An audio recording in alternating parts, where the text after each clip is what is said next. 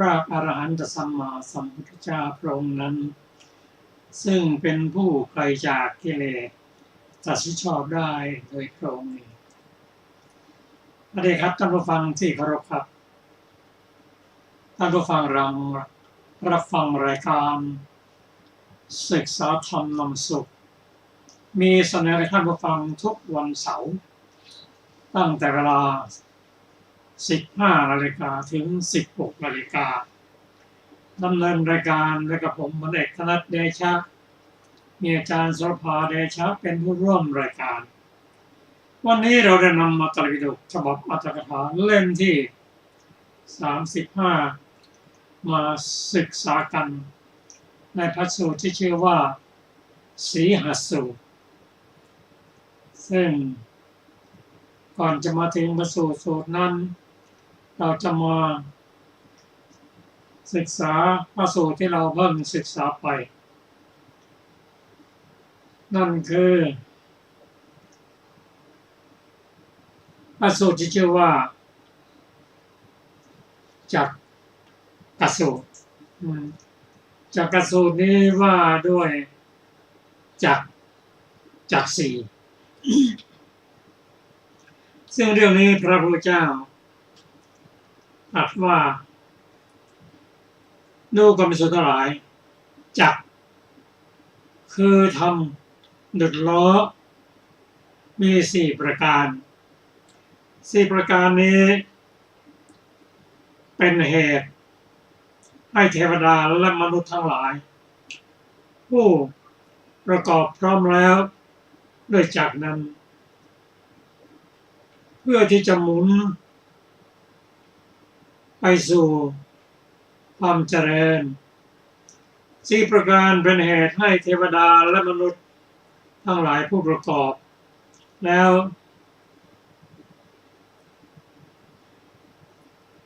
ย่อมถึงความเป็นใหญ่ความไพบูลย์ด้วยโภคทรัพย์ทั้งหลายไม่นานเลยจาก4 ประการคืออะไร 1. ปฏิรูปเทศวาสะความอยู่ในสถานที่เหมาะสม 1. สัพพปริสูปัสสยะความพึ่งพิงผู้เป็นสัตว์บุรุษ 1. อัตตสัมมาปณิธิ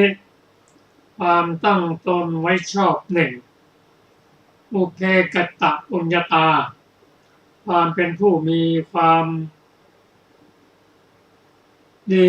ความเป็นผู้มีบุญกระทำไว้ในการก่อน 1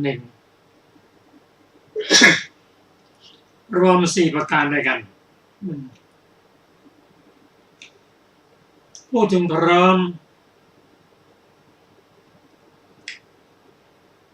ด้วยทำ4 ประการนี่จากหมุนไปสู่ความเป็นใหญ่ความสมบูรณ์พร้อมในสัพพะไม่นานเลยท่านผู้ฟังที่เคารพครับจัก4นี้เป็นธรรมดุจล้อ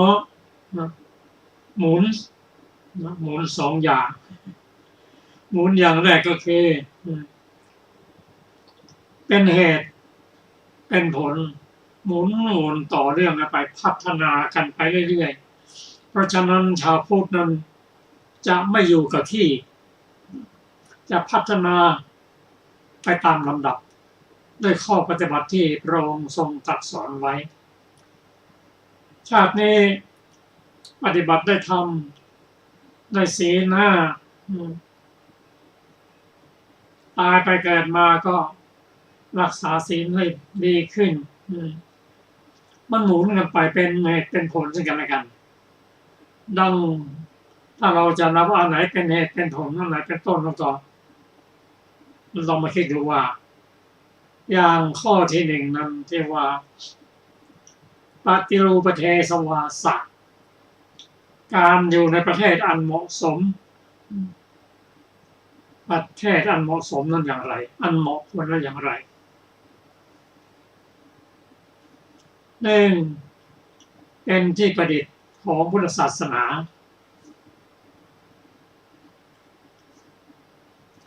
สองบุคคลผู้ปฏิบัติเป็นผู้มีศีลเมื่อมีศีลแล้วก็ทำให้สิ่งแวดล้อมดีขึ้นคนก็ไม่ตัดไม้ทำลายป่าไม่ฆ่าสัตว์เป็นดินแดนแห่งความสงบพัฒนาขึ้นมาเมื่อสถานที่พัฒนาแล้วคนที่อยู่ในนั้นก็ต้องเป็นคนมีบุญแล้วนะ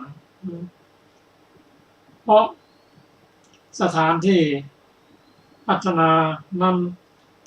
จริงๆแล้วก็บุคคลผู้อาศัยนั่นแหละเป็นผู้พัฒนาด้วยการมีศีลมีอะไรอย่างเงี้ยตายไปเกิดใหม่ดีขึ้นอันนี้คือชาวพุทธไม่ติดอยู่กับที่จนชาวต่างประเทศบางคนเขาเข้ามาในเมืองไทยบอกว่าเมืองไทยนี่ไม่คิดว่าจะเป็นอย่างนั้นเลยอ่ะเมื่อมากี่ปีอย่างนั้นอย่างนี้เป็นกันนี้เป็นกันนะเพราะเขาพัฒนามาตลอดบางคนไม่เข้าใจบอกว่าคนรุ่นนี้เป็นคนพัฒนาฉลาดนะเขาตอบว่าไงมันก็ไม่เร็วหรอกมันเกิดจะตายมีแต่คนที่ไม่มีความรู้มันตายช้านี่แสดงว่าปฏิรูปประเทศสวาโสจักการได้อยู่ในประเทศอันสมบูรณ์อย่างนี้ต้องมีคนมีบุญทำบุญไว้ก่อนคนอื่นก็เข้ามาเพียงเองแล้วก็อยากจะมาอยู่แต่คนที่อยู่ได้จริงก็คือคนที่เป็นเจ้าของนั่นแหละปฏิรูปประเทศสวาโสจักจึงเป็นที่อยู่ของคนที่ทำบุญไว้ในการก่อนเพราะทำบุญไว้ในการก่อนเป็นอะไรเพราะว่าเขาได้พบกับสัตว์บุรุษพบกับพระพุทธเจ้าพบกับพระธรรมของพระองค์ฟังธรรมแล้วก็เกิดศรัทธาเกิดปัญญาเพราะอาศัยผู้มีบุญเมื่อมีบุญแล้วเห็นผลของบุญนั้นก็ทำตนให้เป็นประโยชน์แก่สถานที่นั้นตกลงทั้ง3-4จักรนี้หมุนวนสลับกันไปปฏิรูปประเทศสวาโสจักรในมงคลสูตรกล่าวว่าอุเพกตะอุญญตาอัตตสมาปฏิทิจักและการพบกับพระพุทธเจ้านั่นเองเริ่มต้นเลยว่าพบสัตว์บุรุษฟังธรรมจากท่านแล้วมาพิจารณาน้อมนำมาปฏิบัติจนได้ผลและสิ่งที่น้อมนำมาก็จะทำให้จักรสี่นะหมุนกันไปอย่างนี้เป็นต้น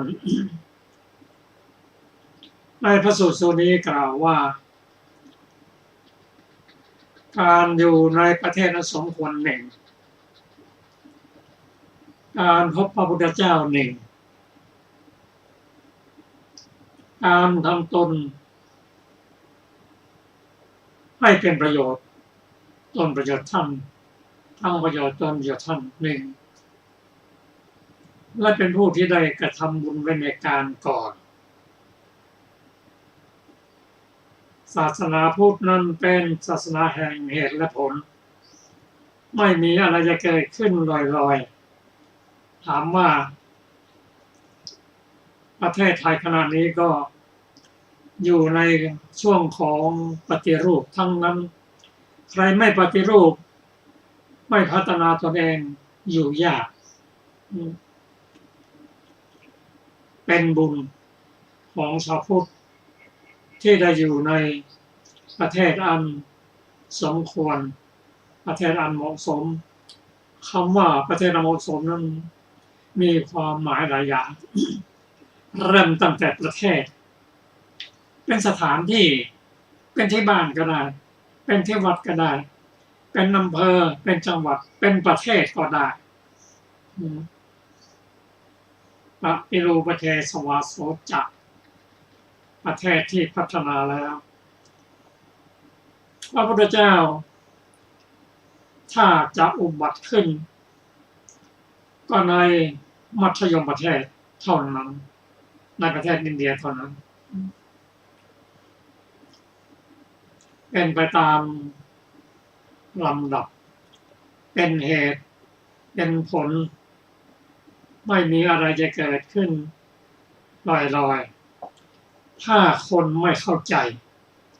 ว่าประเทศนั้นทำไมเจริญเดียวอย่างนั้นแทนที่จะดูตัวอย่างว่าท่านมีเหตุผลอะไรที่ได้เจริญอย่างนี้เช่นพระพุทธเจ้ามีศรัทธาเป็นผู้มีศีลและจึงจะได้เป็นผู้มีบุญและบุญแล้วก็ตามให้ผลปุเพกตบุญญาตาไม่ใช่ไปอิจฉาตาร้อนแต่ดูเหตุผลว่าที่เป็นอย่างนั้นเพราะอะไรอันนี้เป็นเหตุผลหนึ่งซึ่งประเทศเรา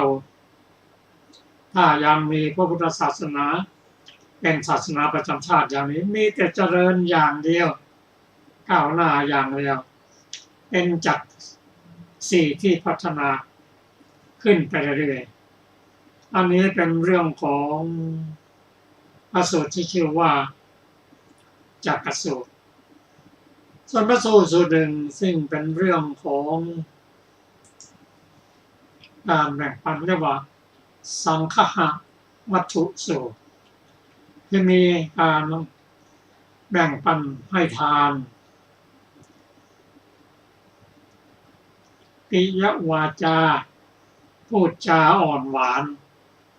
ภาษาชาวบ้านภาษาชาวเมืองแต่ประกอบด้วยวจีสุจริตสี่ไม่พูดโกหกไม่พูดทำให้เอาแตกแยกกันไม่พูดคำหยาบไม่พูดเพ้อเจ้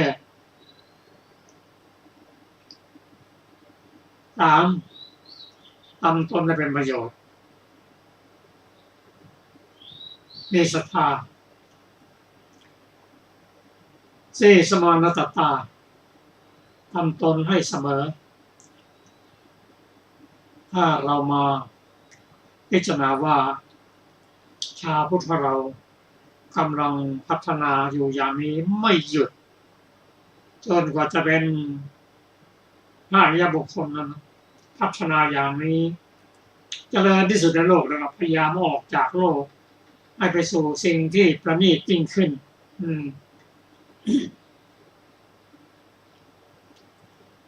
เราสังเกตว่าเท่าที่เราเห็นนะมาเปรียบเทียบดูนักท่องเที่ยวที่มาเที่ยวเมืองไทยมาแล้วก็แปลกใจว่าอาหารของต่างๆไม่แพงเมื่อเทียบกับต่างประเทศไม่แพงแถมยังไม่พอถ้าไม่อิงเติมให้ฟรีอีกด้วยราคาถูกเอื้อเฟื้อพูดจาก็แสนจะอ่อนหวานแม้แต่นักกีฬาก็เหมือนกันขณะที่เล่นไปก็ยังยิ้มแย้มแจ่มใสเป็นประโยชน์บางคนกล่าวว่ามารู้จักเมืองไทยก็ทำให้พัฒนาตนเองขึ้นทำให้ตัวเองเป็นคนดีขึ้นสงสัยว่าต่อไปนี้จะมาอีกครั้งก็เหมือนเดิม สมานัตตารักษาตนและอยู่ในสภาพเดิมเมื่อเป็นเช่นนี้ชาวพุทธเราต้องนำข้อธรรมทั้งจักรสี่ทั้งสหวัตถุสี่และทำอีกหลายประการที่พระองค์ตรัสไว้ว่าธรรมที่ได้มานี้เป็นธรรมมันเลิศเป็นแบบฉบับของพระพุทธเจ้าองค์ก่อนๆรักษาสืบต่อกันมาทั้งอดีตก็อย่างนี้ปัจจุบันก็รักษาอย่างนี้อนาคตก็จะไม่ละทิ้งผู้ใดรู้จักธรรมมันเลิศเป็นธรรมเลิศก็จะได้สิ่งที่เป็นเลิศทุกสิ่งทุกอย่างพรั่งพรูมาไหลมาเทมาไม่นานเลยอันนี้เป็นข้อคิดจากพระสูตรที่เราได้ศึกษากันมาต่อไปนี้ท่านจะศึกษาเป็นพระสูตรสูตรหนึ่งที่ชื่อว่าสีหสูตรซึ่งเป็นเรื่องของบรมศาสดาท่านเป็นผู้ที่มีฤทธิ์มากประกาศสัจธรรมแล้วคนที่ไม่เคยรู้จะเป็นรูปร่างสวยงามเป็นเทวดามีอายุยืนมีอะไรต่างๆฟังแล้วก็สะดุ้งตั้งแต่อบายภูมิจนถึงพรหมคัพพรหมได้ฟังแล้วสะดุ้งว่าทุกสิ่งนั้นเป็นอนิจจังทุกขังอนัตตาจะต้องพัฒนาต่อไปยังไม่จบก็ขอเชิญฟังค่ะสวัสดีค่ะท่านผู้ฟังที่เคารพทุกท่าน สีหสูตรมีคาถาสุดท้ายว่าเมื่อพระพุทธเจ้าผู้เป็นพระศาสดาหาบุคคลเปรียบไม่ได้ทรงประกาศพระธรรมจักรคือสักกายะเหตุเกิดแห่งสักกายะสักกายนิโรธและอริยมรรคมีองค์8อันเป็นทางแห่งความสงบสุขแก่ชาวโลกกับทั้งเทวโลกแม้แต่ทวยเทพผู้อายุยืนผิวพรรณงามมียศไม่ฟังคำของพระองค์ผู้เป็นพระอรหันต์ผู้พ้นอย่างวิเศษแล้วผู้คงที่แล้วก็คลั่นใจบังเกิดความสะดุ้งว่าชาวเรานี่ไม่เที่ยงแท้ไม่ก้าวล่วงสักกายะดุจฝูงมฤคะสามัญได้ยินเสียงแผดแห่งสีหะแล้วสะดุ้งตื่นกลัวฉะนั้นส่วนอรรถกถานะคะเราก็ได้ศึกษามาส่วนหนึ่งนะคะวันนี้เราก็จะมาต่ออรรถกถาของสีหสูตรนะคะ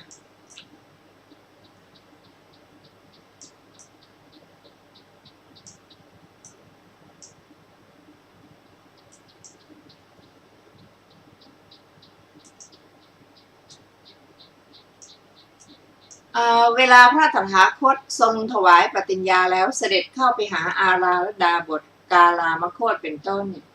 ไปจนสวยก้อนข้าวปลายา49ก้อนอันนางสุชาดาถวายพึงทราบเหมือนเวลาราชสีห์สะบัดตัวการที่พระตถาคตทรงรับยาคา8 กรรมที่พราหมณ์ชื่อโสธิยะถวายในเวลาเย็นเทวดาในหมื่นจักรวาลชมเชยบูชาด้วยของหอมเป็นต้น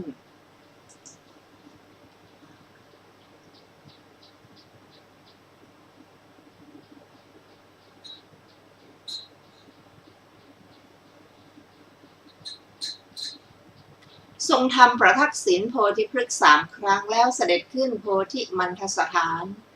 ทรงลาดเครื่องลาดคือยาคาณที่สูง14 ศอกประทับนั่งอธิษฐานความเพียรมีองค์4ทรงกำจัดมารและพละมารนะคะในขณะนั้นนั่นเองทรงชำระวิชชา3ในยามทั้ง3ทรงกวนมหาสมุทรทรงคือปฏิจจสมุปบาท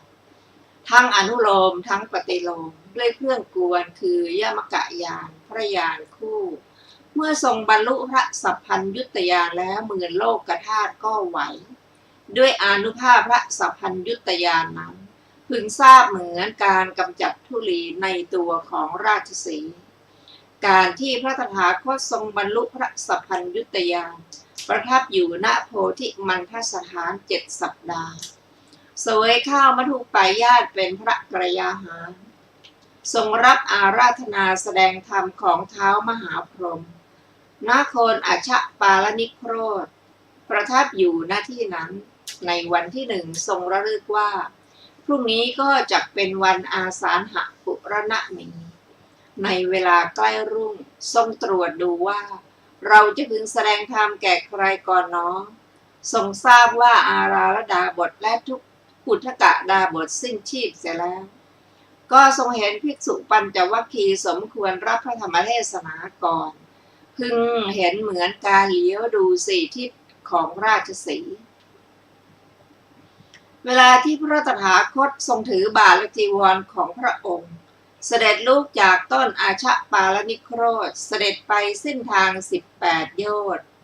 ภายหลังเสวยพระกรยาหารด้วยหมายพระหฤทัยจักประกาศธรรมจักแก่ภิกษุปัญจวัคคีย์พึงเห็นเหมือนเวลาราชสีห์ออกหาเหยื่อไปได้3 โยชน์เวลาพระตถาคตเสด็จไปสิ้นทาง18 โยชน์ทรงทำภิกษุปัญจวัคคีย์ให้เข้าใจแล้วประทับนั่งเหนืออจละบัลลังก์ขัดสมาธิอันหมู่เทพได้ประชุมพร้อมกันหมื่นจักรวาลห้อมล้อมแล้วจึงประกาศพระธรรมจักรโดยนัยยะเป็นอาทิว่าอันตะส่วนสุด2นี้อันนักบวชไม่ควรเสพดังนี้พึงทราบเหมือนเวลาราชสีห์แผดสีหนาถ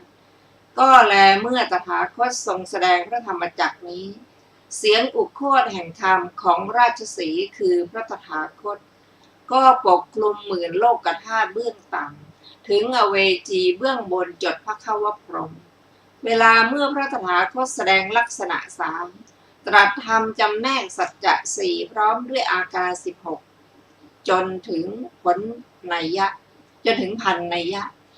พวกเทวดาที่มีอายุยืนก็เกิดสะดุ้งด้วยญาณพึงทราบเหมือนเวลาพวกสัตว์เล็กๆสะดุ้งเพราะเสียงของราชสีห์อีกในหนึ่งพระตถาคตทรงบรรลุพระสัพพัญญุตญาณก็เหมือนราชสีห์เวลาที่เสด็จออกจากพระคันธกุฎีก็เหมือนราชสีห์ออกจากถ้ำทองที่อยู่อาศัยเวลาเสด็จเข้าไปธรรมสภาก็เหมือนราชสีห์สะบัดตัว การที่ทรงเหลียวดูบริษัทก็เหมือนการเหลียวดูทิศ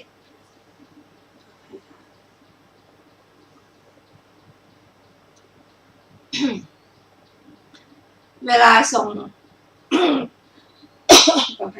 เวลาทรงแสดงธรรมก็เหมือนการแผดสีหนาถการเสด็จไปบำราศสัตว์ลัทธิอื่น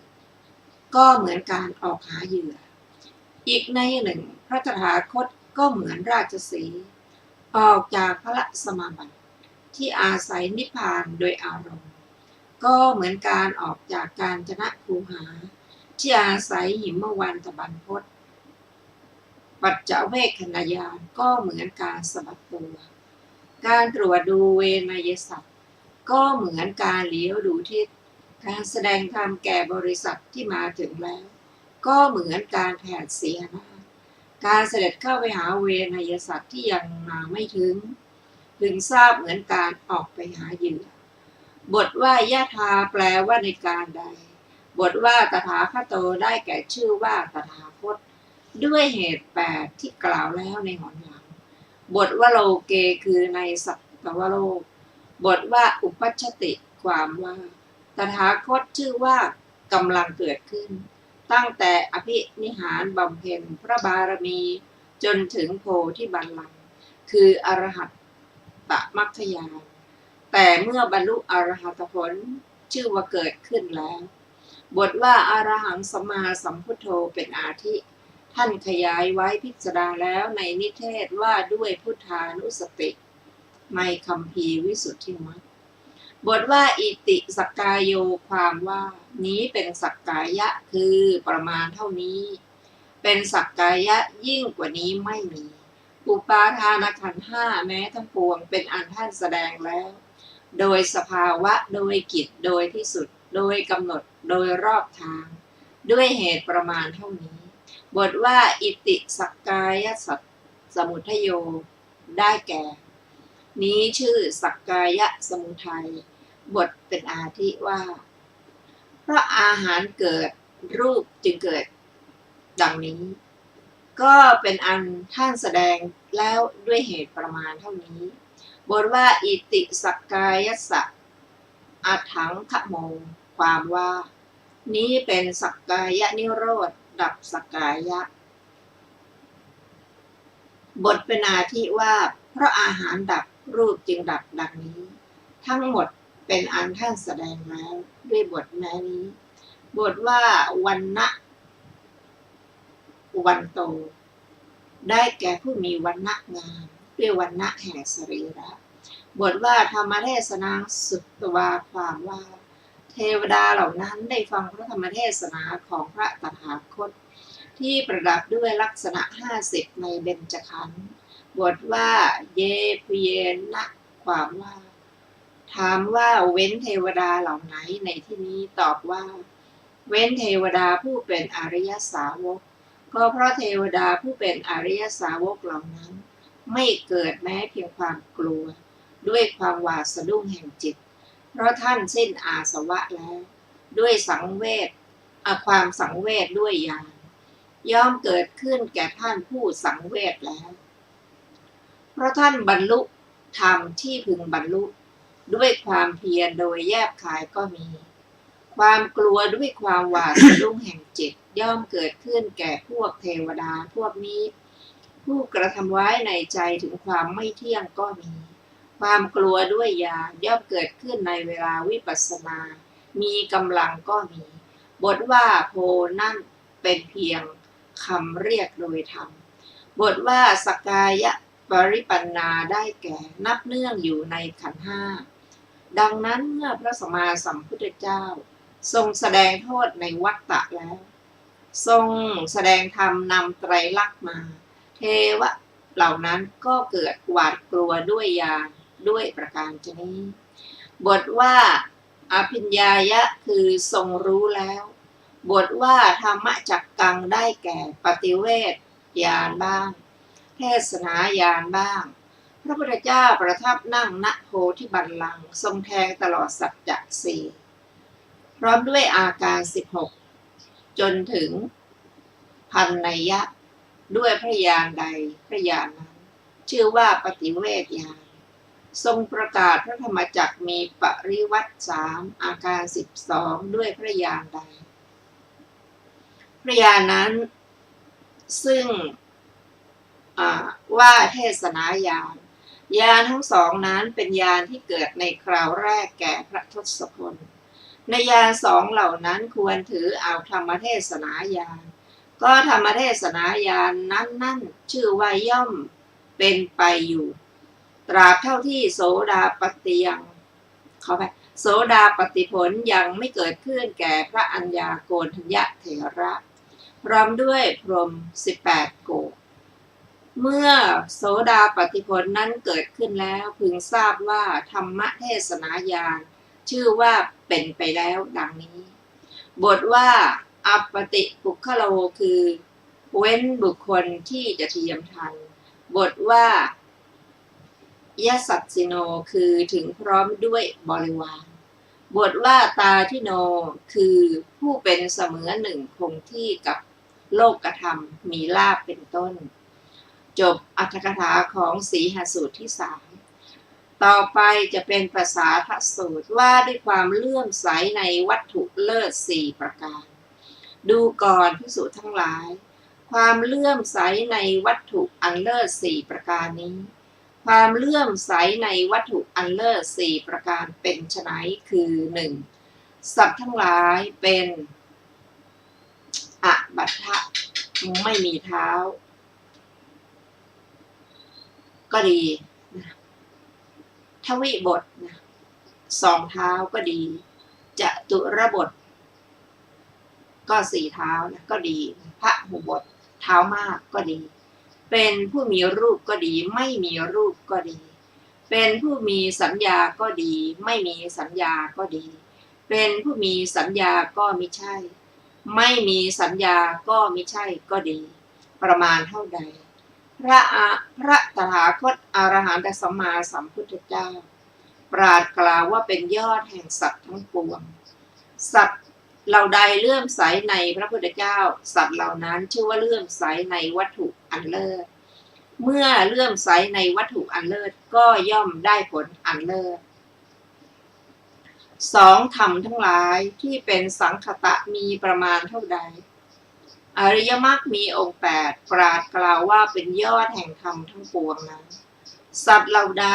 เลื่อมใสในอริยมรรคมีองค์8สัตว์เหล่านั้นจึงชื่อว่าเลื่อมใสในวัตถุอันเลิศ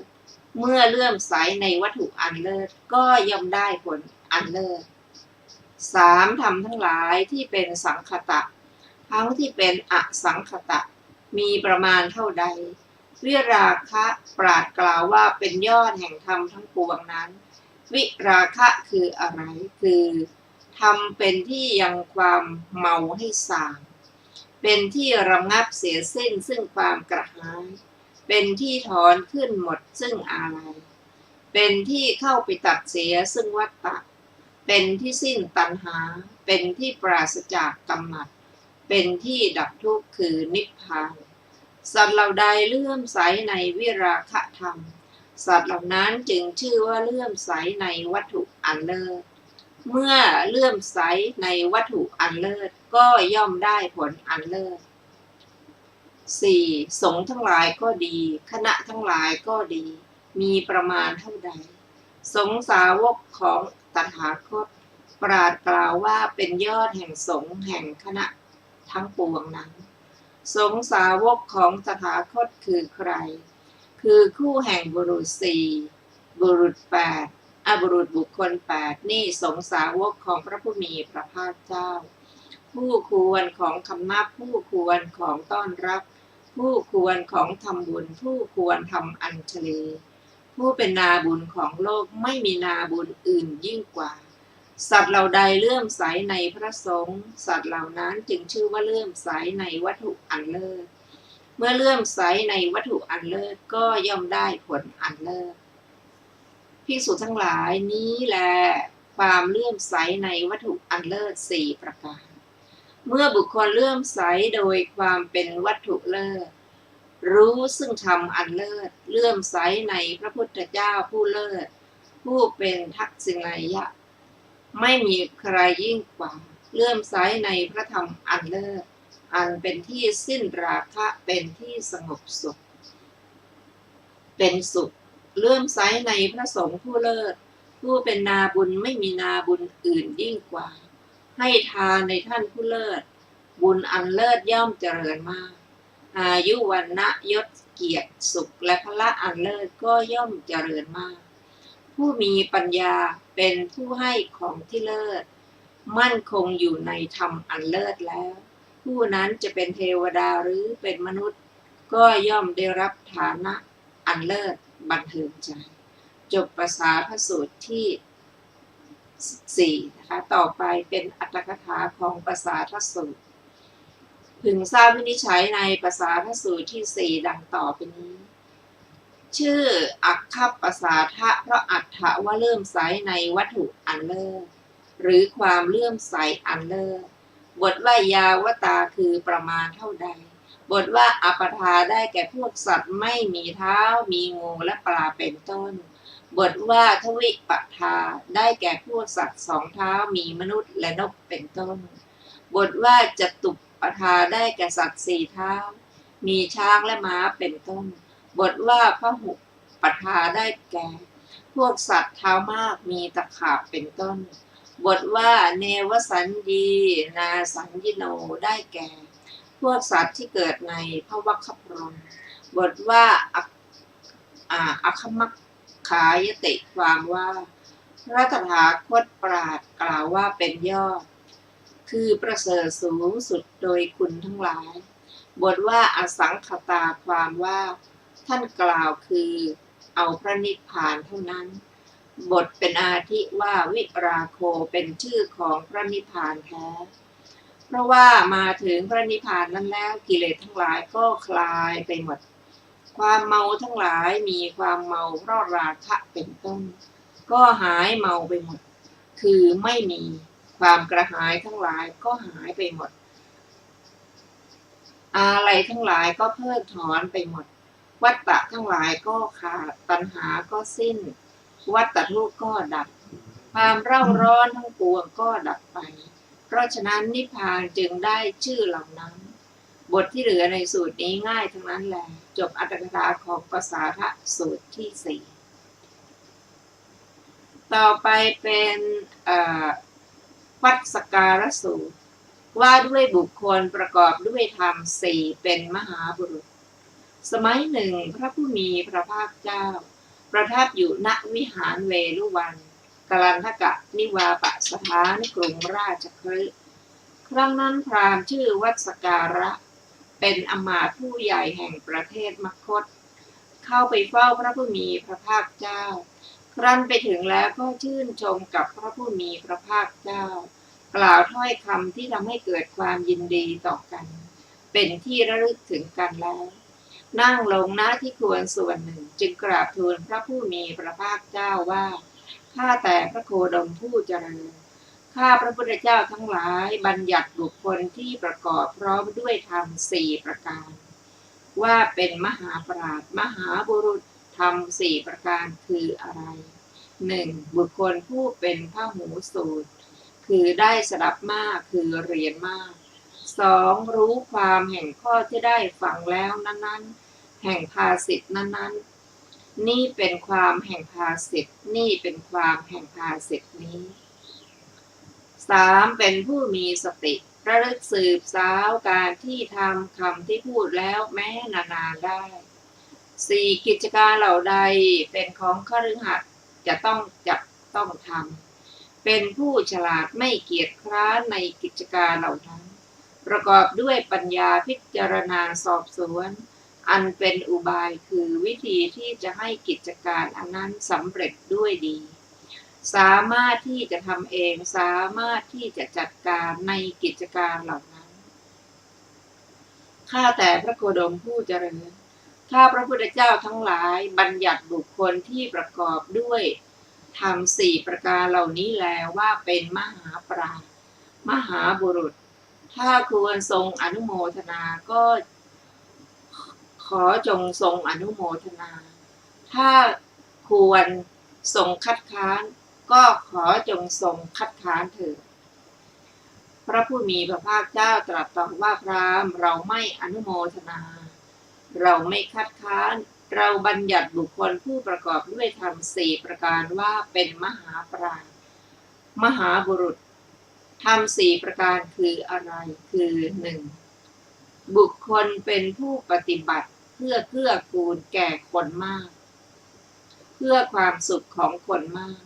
ยังประชุมชนเป็นอันมากให้ตั้งอยู่ในญาณธรรมอันประเสริฐคือกัลยาณธรรมตาความมีธรรมอันงามกุศลธรรมตาความมีธรรมเป็นกุศล 2. บุคคลนั้นจำนงจะตรึกเรื่องใดก็ตรึกเรื่องนั้นได้ไม่จำนงจะตรึกเรื่องใดก็ไม่ตรึกเรื่องนั้นได้จำนงจะดำริข้อใดก็ดำริข้อนั้นได้ไม่จำนงจะดำริข้อใดก็ไม่ดำริข้อนั้นได้พระบุคคลนั้นเป็นผู้ได้เจโตวสีคือความมีอำนาจทางใจในทางแห่งความตรึกทั้งหลาย 3. เป็นผู้ได้ตามต้องการได้ไม่ยากได้ไม่ลำบากซึ่งฌาน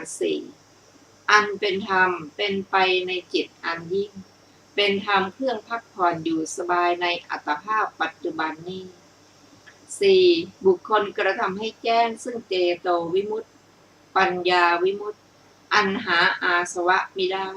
เพราะอาสวะทั้งหลายสิ้นไปด้วยปัญญาอันยิ่งด้วยตนเองสำเร็จอยู่ในปัจจุบันนี้พราหมณ์เราไม่อนุโมทนาเราไม่คัดค้านภาสิทธิของท่านเราบัญญัติบุคคลผู้ประกอบด้วย ทำสี่ประการเหล่านี้แลเป็นว่าเป็นมหาปราชญ์มหาบุรุษพราหมณ์ก็กล่าวว่าน่าอัศจรรย์พระโคดมผู้เจริญไม่เคยมีพระโคดมผู้เจริญตามที่พระองค์ตรัสนี้ข้าพระพุทธเจ้าจะจำไว้ว่าพระองค์ประกอบด้วยธรรมสี่ประการนี้หนึ่งพระองค์เป็นผู้ทรงปฏิบัติเพื่อเกื้อกูลแก่คนมากเพื่อความสุขของคนมากยังประชุมชนเป็นอันมากให้ตั้งอยู่ในญายธรรมอันประเสริฐคือกัลยาณธรรมตาความมีธรรมอันงามกุศลธรรมตาความมีธรรมเป็นกุศลสองพระองค์ทรงจำนงจะตรึกเรื่องใดก็ทรงตรึกเรื่องนั้นได้ไม่ทรงจำนงจะตรึกเรื่องใดก็ไม่ทรงตรึกเรื่องนั้นได้ทรงจำนงจะดำริข้อใดก็ทรงดำริข้อนั้นได้ไม่ทรงจำนงจะดำริข้อใดก็ไม่ทรงดำริข้อนั้นได้เพราะพระองค์ทรงมีเจโตวสีในทางแห่งความตรึกทั้งหลาย 3. พระองค์ทรงได้ตามต้องการได้ไม่ยากได้ไม่ลำบากซึ่งฌานสี่อันเป็นธรรมเป็นไปในจิตอันยิ่งเป็นธรรมเครื่องพักผ่อนอยู่สบายในอัตภาพปัจจุบัน 4. พระองค์ทรงกระทำให้แจ้งซึ่งเจโตวิมุตติปัญญาวิมุตติอันหาอาสวะมิได้พระอาสวะสิ้นไปด้วยพระปัญญาอันยิ่งด้วยพระองค์เองสำเร็จอยู่ในปัจจุบันนี้พระผู้มีพระเจ้ากล่าวต่อไปว่าพราหมณ์ถ้อยคำพาดพิงถึงเราท่านกล่าวถูกต้องแล้วเราจักพยากรณ์แก่ท่านเสียทีเดียวว่าเราแหละเป็นผู้ปฏิบัติเพื่อเกื้อกูลแก่คนมากเพื่อความสุขของคนมากและอื่นๆสำเร็จอยู่ในปัจจุบันนี้ท่านผู้ใดรู้ทางรอดพ้นจากบ่วงมฤตยูแห่งสัตว์ทั้งปวงปฏิบัติเพื่อกูลแก่เทวดามนุษย์ทั้งหลายประกาศญายธรรมอันหนึ่งคนจำนวนมากเห็นท่านผู้ใดและได้ฟังธรรมของท่านผู้นั้นแล้วเกิดความเลื่อมใสท่านผู้นั้นได้ชื่อว่ามหาบุรุษซึ่งเป็นผู้ฉลาดในธรรมอันเป็นทางและธรรมที่ไม่ใช่ทางเป็นผู้เสร็จกิจแล้วไม่มีอาสวะเป็นพระพุทธมีสรีระเป็นครั้งที่สุดจบวัดสการะสูตรที่5ซึ่งมีอรรถกถาวินิจฉัยดังต่อไปนี้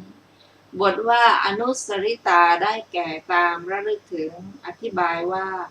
เป็นผู้สามารถระลึกถึงเรื่องสืบต่อกันมาได้บทว่าทักโขคือเป็นผู้ฉลาดบทว่าตัตรุปายายะความว่าผู้ประกอบด้วยปัญญาอันเป็นอุบายในกิจนั้นๆได้อย่างนี้ว่าในเวลานี้ควรทำกิจนี้ดังนี้บทว่าอนุโมทิตพัง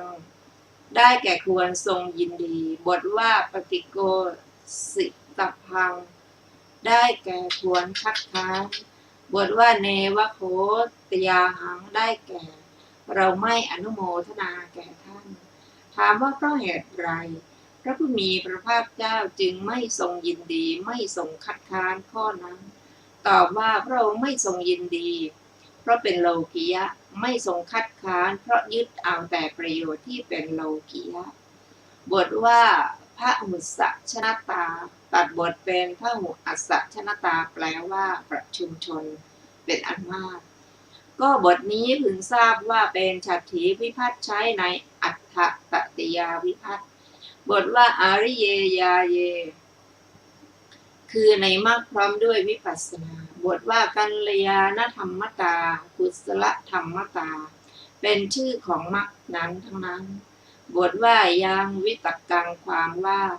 ตรึกบรรดาเนกขมะวิตกเป็นต้นอย่างหนึ่งบทว่าหน้าตังวิตกังวิตกเกติความว่าไม่ตรึกบรรดากามวิตกเป็นต้นแม้แต่วิตกเดียวบทนอกนี้เป็นไวยพจน์ของบทว่าวิตกังนั่นเองวิตกในบทว่า วิตกะปะเทสุนี้ได้แก่ทางวิตกในบทปีเป็นอาทิว่าอาหังหิพรามณะพึงทราบว่าโดยในญาติที่หนึ่งท่านกล่าวถึงศีลและพาหุสัจจะของพระขีณาสพโดยในญาติที่สองและที่สามท่านกล่าวถึงกิริยวิตกที่เป็นแต่กิริยาและกิริยฌานที่เป็นแต่กิริยาของพระขีณาสพโดยในยะที่สี่ท่านกล่าวถึงความเป็นพระขีณาสพดังนี้บทว่ามัจจุปาสาปโมจนังคือทางเป็นที่รอดพ้นจากบ่วงแห่งมัจจุบทว่ายายังธรรมังคือมรรคพร้อมด้วยวิปัสสนาบทว่าทิศวาจะสุตตวาจะความว่าได้เห็นและได้ฟังแล้วด้วยญาณทั้งนั้นเองบทที่เหลือในสูตรนี้ง่ายทั้งนั้นจบอรรถกถาของวัสการสูตรที่5ท่านผู้ฟังที่เคารพค่ะวันนี้รายการศึกษาธรรมนำสุขก็ได้หมดเวลาลงแล้วขอขอบพระคุณทุกท่านที่ได้ร่วมศึกษาด้วยกันเราจะมาพบกันใหม่ในวันศุกร์หน้าเราจะได้ศึกษาต่อด้วยสูตรที่ชื่อว่าโทนสูตรวันนี้ขอมีความสุขสวัสดีเจริญในธรรมยิ่งสวัสดีค่ะ